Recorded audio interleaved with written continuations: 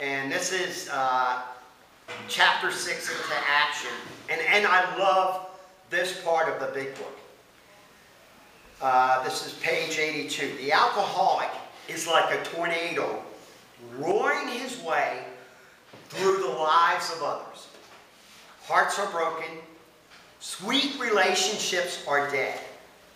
Affections have been uprooted.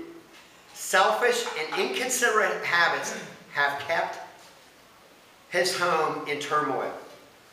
We feel a man is unthinking when he says, being sober is enough. Being clean is enough. He's like the farmer who came out of the cyclone cellar to find his home just demolished. And he says to his wife, "Don't see anything the matter there, Mom.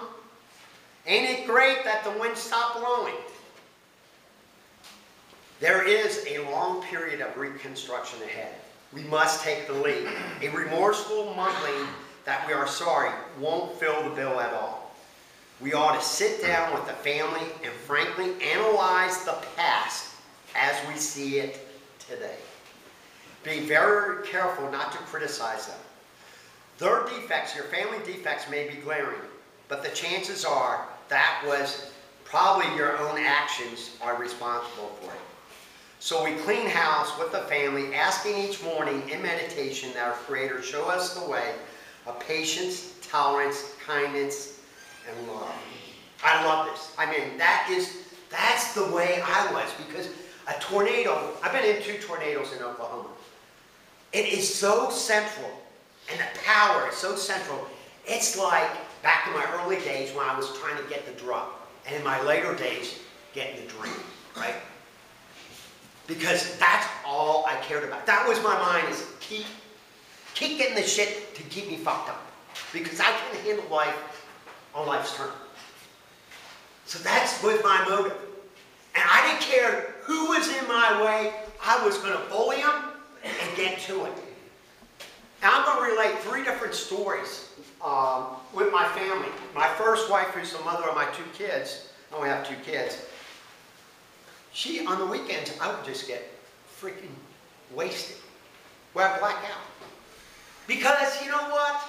I bought this big house in Coppell. You know, I'm paying the bill. She's at home with the kids. She isn't working. I'm paying for the 2 card. Blah, blah, blah. You know what it was? Entitlement. It means I deserve to get fucked up. Right? And I see it here, too. Well, I work my ass off at Soul Sergeant. So I'm entitled to whatever it may be. And that's the way my motive was, hey, screw you kids, screw you wife. I'm entitled on a Friday night to really get shit-faced.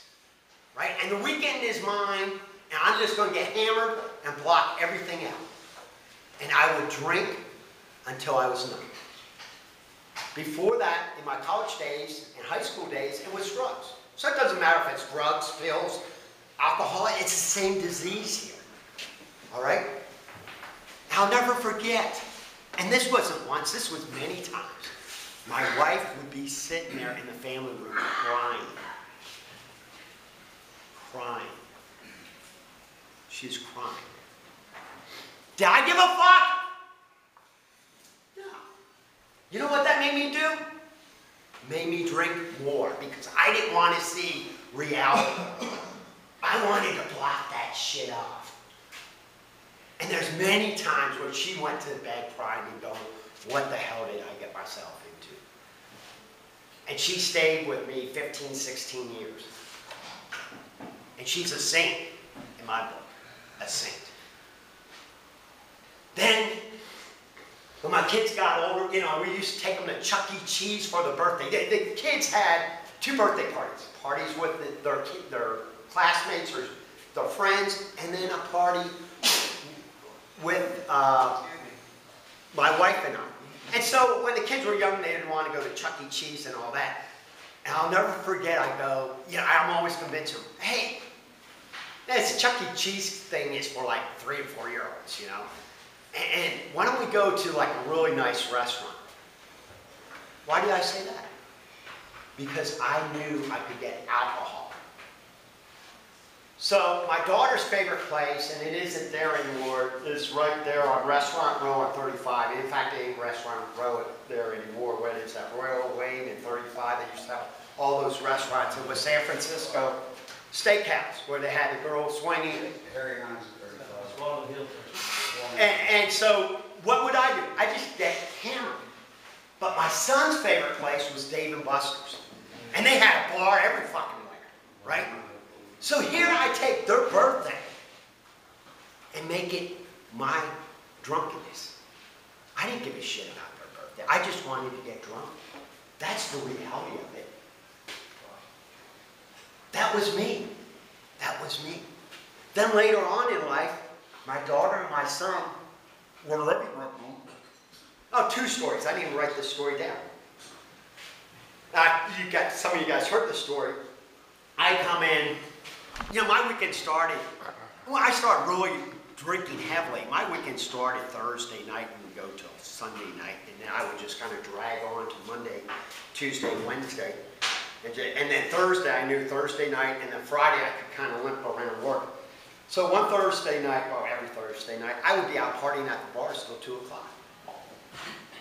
And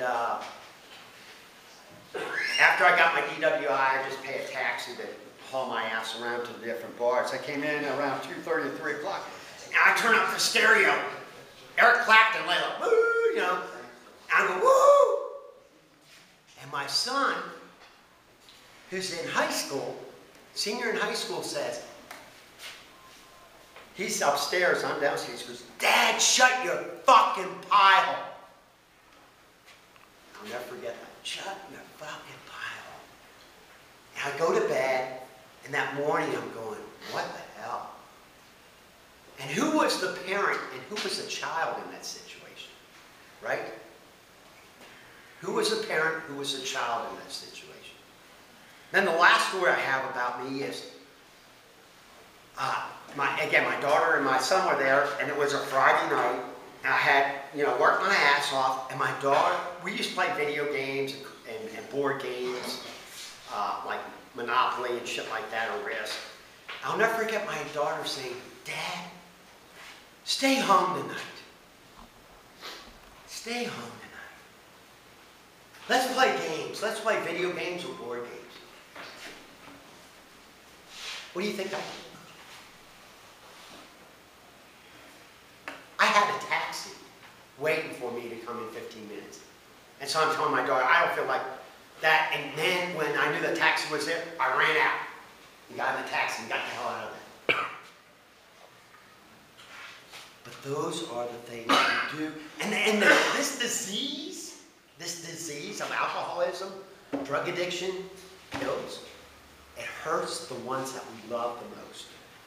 If it hurt just strangers in the streets, we'd go, yeah, it's bad. But the people we really, really love. So, I get these calls probably once every 2 months.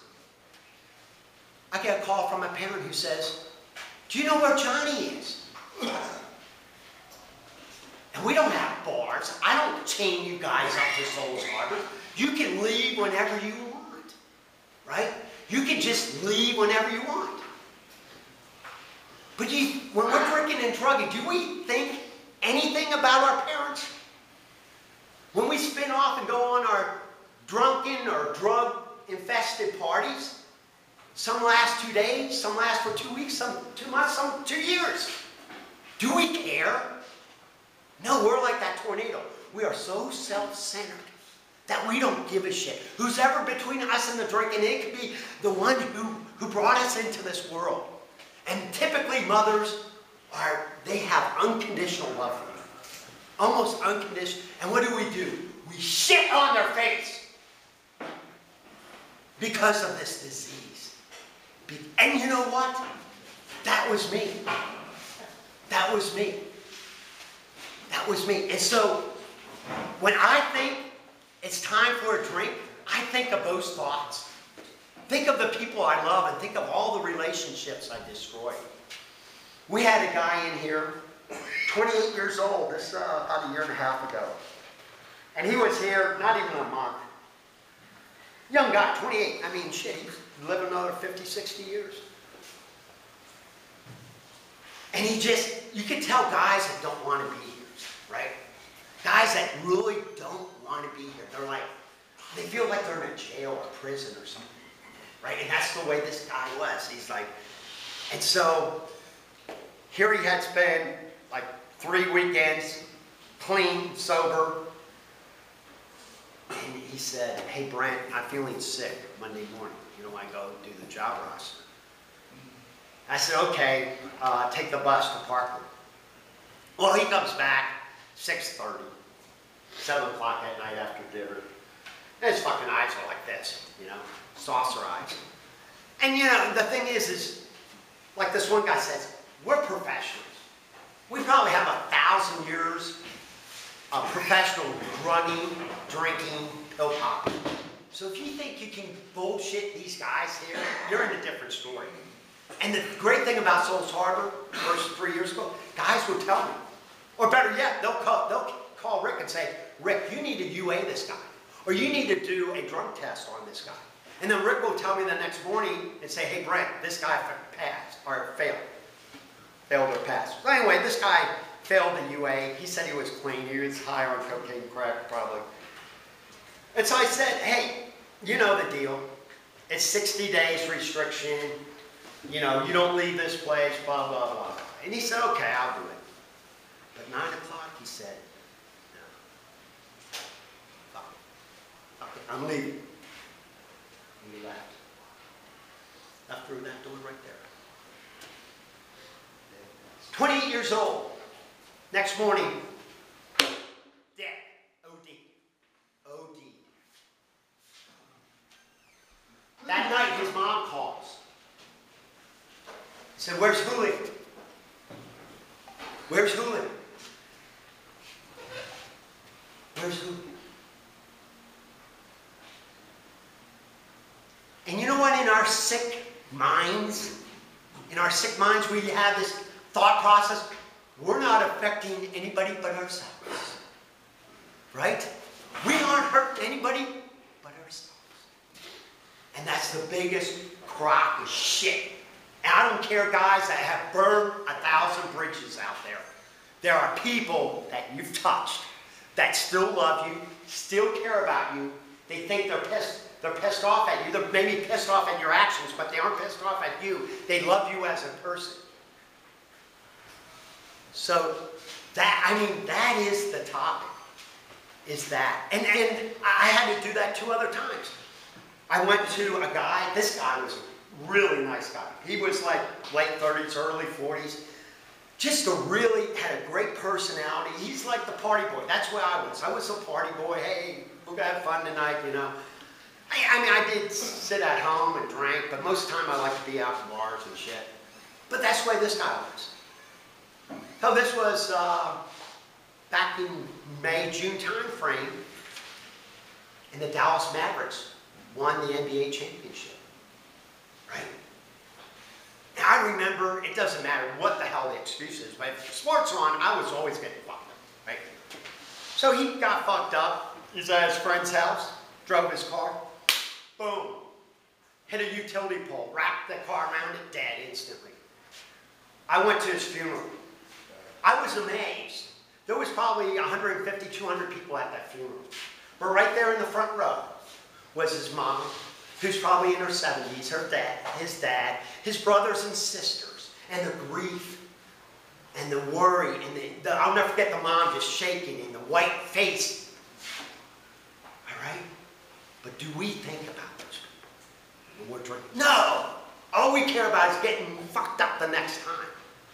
Or the time we had a guy that passed right over here, Eddie. While I was walking from the meeting room over to the dining hall. He was in his late 40s. We didn't know he was detoxing at that time. And the problem with detoxing is your heart rate goes really high. I went through it too. And he passed right away. And so a week later, I had to meet with his sister. And his sister, I had lunch with her, and it was probably the most horrific lunch I've ever had. Because can you imagine meeting with the sister of a dead man that lived here? And you could see the anguish, the tears, the concerns. And she was pissed off too. Because, you know what? She didn't have the disease like us. She said to me, I'll never forget this. She said, Brent, I don't understand why Eddie just didn't stop. I didn't just stop. Like it's some fucking light switch. Boom. We turn it off. Or Mary Poppins comes by and says, boom. It doesn't work that way. This is a hard program. It's an easy program. It's an easy program. So when you're thinking about that next drink, that next drug, that next pill, think of the loved ones that you're going to let down. That keeps me sober. That keeps me sober day in, day out. That's topic number one.